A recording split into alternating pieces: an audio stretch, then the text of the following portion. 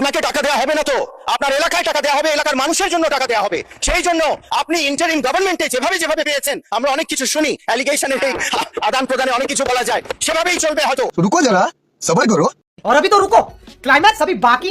আমি আমার বক্তব্যের কোথাও আমি এই শব্দ উচ্চারণ করিনি বা এই বাক্য বলিনি যে আমাকে যেন বরাদ্দ বঞ্চিত না করা হয়। আমি সেটি বলেছি যে আমার এলাকার মানুষকে যেন কোনোভাবে আমার বক্তব্যের কারণে আমার এলাকার মানুষকে যেন বঞ্চিত না করা হয়, 1 নম্বর বিষয়।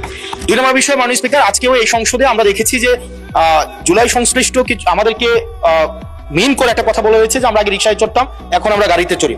মাননীয় স্পিকার, এই সংসদে আজকে সরকার যারা আছে, আমি আপনাদের কাছে বিনীতভাবে অনুরোধ করব, এখন সরকারের যেই গোয়েন্দা সংস্থাগুলো আপনাদের নিয়ন্ত্রণে, ডিজিএফআই, এনএসআই, পুলিশ, তারপর হচ্ছে মিলিটারি, সবাই আপনাদের নিয়ন্ত্রণে। আমি আপনাদেরকে অনুরোধ করবো, আপনাদের মতো দায়িত্বশীল জায়গা থেকে এলিগেশনের টোনে এলিগেশন না দিয়ে আপনারা তদন্ত করে যদি 1 টাকার দুর্নীতি, 1 টাকার কোনো ধরনের অসৎ উপায়ের কোনো ধরনের আপনারা প্রমাণ করতে পারেন, আমি এই সংসদ থেকে আমরা ইস্তফা দিব।